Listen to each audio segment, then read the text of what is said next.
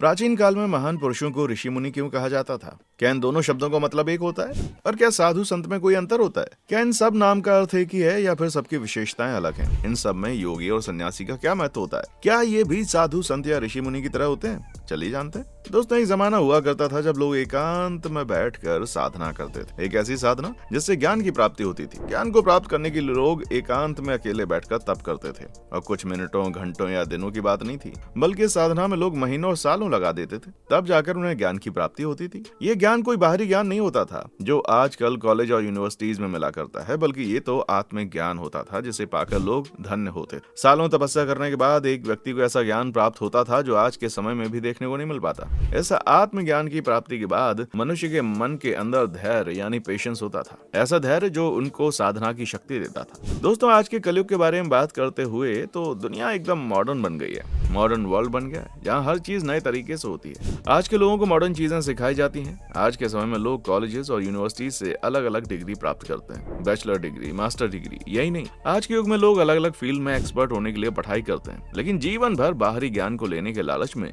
लोग जीवन का ज्ञान नहीं ले पाते, आत्मज्ञान नहीं ले पाते, जो कि जीवन का मूल स्रोत है। दोस्तों, आज के मॉडर्न वर्ल्ड में लोग किताबी पढ़ाई करके बीए, पीएचडी की डिग्री या टाइटल हासिल कर लेते हैं। लेकिन पौराणिक काल में ऐसा कुछ नहीं होता था। हिंदू माइथोलॉजी की बात करें तो उस समय कुछ अलग ही टाइटल चलते थे। ऋषि, मुनि, योगी, साधु और संत, ये टाइटल होते थे। और इन टाइटल को हासिल करने के लिए आत्मज्ञान होना सबसे जरूरी था। आत्मज्ञान यानी खुद के अंदर का ज्ञान, और ये ज्ञान जिसके पास होता था वाकई में वो ही सही इंसान कहलाता था। क्योंकि ये आत्मज्ञान जिससे हो गया वो गलत सही का फर्क जान जाता है। अपने अंदर का क्रोध, अपना जीवन, अपनी सांस, इंद्रियों पर कंट्रोल पा सकता है। वैसे दोस्तों, ऋषि मुनियों के बारे में आपने काफी सुना ही होगा, क्योंकि ये वो नाम है जिन्होंने भारत को नई दिशा दी है। फिर चाहे वो ऋषि परशुराम की तरह बल से हो या ऋषि वाल्मीकि की तरह ज्ञान से। हमारे भारत के ऋषि, मुनि, साधु और संतों ने धरती पर धर्म, समाज, नगर, ज्ञान, विज्ञान, खगोल, ज्योतिष, वास्तु ऐसी महान चीजों का ज्ञान का प्रचार प्रसार किया।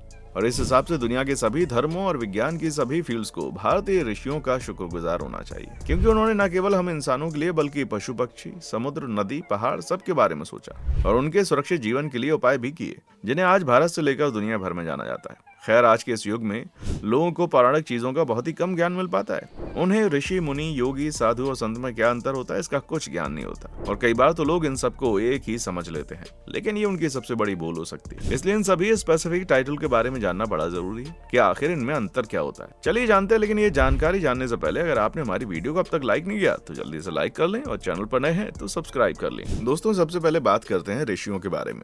ये टाइटल उस काल के ऐसे महान पुरुषों को दिया गया जिनके अंदर वेदों का, शास्त्रों का पूरा ज्ञान समा गया हो, यानी जिन्हें वेदों और शास्त्रों के बारे में सब मालूम हो, जिनके आत्मज्ञान उनके अंदर आ गया हो, जिनमें धैर्य आ गया हो, क्रोध, लोभ पर कंट्रोल आ गया हो, अपनी इंद्रियों को कंट्रोल करने की क्षमता आ गई हो। ये ऋषि ही होते थे जिन्हें वेदों का पूरा ज्ञान था। आज विदेशों में अलग अलग तरह की सर्जरी होती है, लेकिन इसकी शुरुआत तो भारत से हुई। जी हाँ, शल्य क्रिया, इसकी शुरुआत करने वाले डॉक्टर कोई नहीं थे। उस काल में ऋषियों ने इसकी शुरुआत की जिन्हें वेदों की पूरी नॉलेज थी।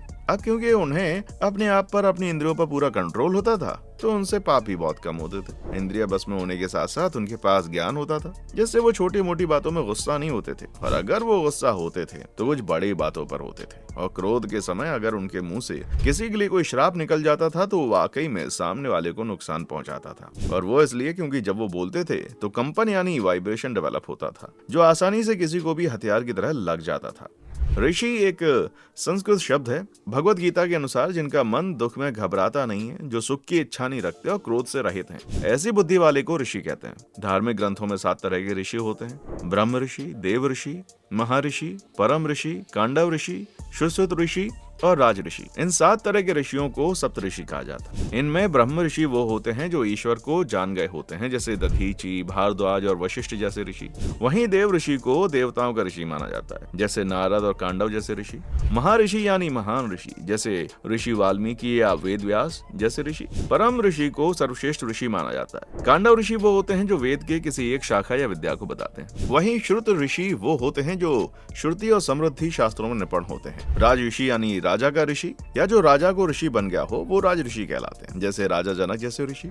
ऋषियों के बाद अब बारी आती है मुनियों की। ये भी एक तरह के ऋषि होते हैं, लेकिन मुनियों के अंदर एक राग द्वेष का भाव होता है। भगवत गीता के अनुसार जिनका मन दुख से घबराता नहीं है, जो सुख की इच्छा नहीं रखते और जो भय से क्रोध से रहित होते हैं, ऐसे निश्चल बुद्धि वाले संत मुनि कहलाते हैं। ये ऐसे ऋषि होते हैं जो किसी सीमित समय के लिए मौन या कम बोलने की शपथ लेते हैं। उन्हें मुनि कहा जाता है। मुनि शब्द को मौनी यानी शांत और ना बोलने वालों में से निकला है। मुनि ऐसे लोग होते थे जो बहुत ही कम शब्दों में ज्यादा बोल जाते थे। प्राचीन काल में मौन रहने को साधना या तपस्या माना जाता था। इसके अलावा जो हमेशा ईश्वर का जाप करते और नारायण करते, ऐसे लोगों के लिए भी मुनि शब्द का यूज होता। ये मौन रहते थे, इसलिए ही नहीं इनको मुनि कहा जाता था, बल्कि ये मनन भी बहुत करते थे और गहरा सोचते थे। बड़े मुनियों के पास बड़े राजा महाराजा अपनी समस्याओं का समाधान लेने के लिए पहुंचते थे। इसी कड़ी में दोस्तों हम बात करते हैं योगी के बारे में। योगी एक ऐसे संत हैं जो कि अपना सारा जीवन भगवान की साधना में लगाते हैं। अपना पूरा जीवन अपने आराध्य को देने वाले मनुष्य को योगी कहते हैं, जो जीवन भर योग और साधना में लीन रहते हैं। योग का मूल चित्त वृत्तियों का निरोध करके मन को पार जाना होता है। अब बात करते हैं साधुओं की। साधु वो होते हैं जिन्होंने आत्मज्ञान प्राप्त करके अपना सारा जीवन साधना में लगा दिया हो। साधुओं के लिए वेदों का, शास्त्रों का पूरा ज्ञान होना जरूरी नहीं है, क्योंकि आत्मज्ञान प्राप्त करना जरूरी होता है। तो साधुओं की इंद्रियां भी उनके वश में होती हैं, जिससे कुछ गलत काम ना हो। ऐसे व्यक्ति को साधु कहा जाता है। बता दें, साधु कोई बुद्धिमान बन सकता है और मूर्ख भी बन सकता है, क्योंकि इसमें केवल कर्मों पर कंट्रोल और साधना पर कंट्रोल करना आना चाहिए, जैसा कि अभी आपको बताया। बात अगर संत की करें तो संत वही होते हैं जिन्होंने हमेशा से ही समाज को सही रास्ता दिखाया हो। लोगों को सही रास्ता दिखाने में, दुनिया में हिंदुत्व को फैलाने में इन्हीं संतों का महत्व रहा। ये संत जो होते हैं वो हमेशा वेदों का गहन अध्ययन यानी इन डेप्थ स्टडी करते हैं, जिनके द्वारा ही संत समाज की भलाई करते हैं। सच्चे संत वो होते हैं जो सहज भाव से विचार करें और अच्छा आचरण करें।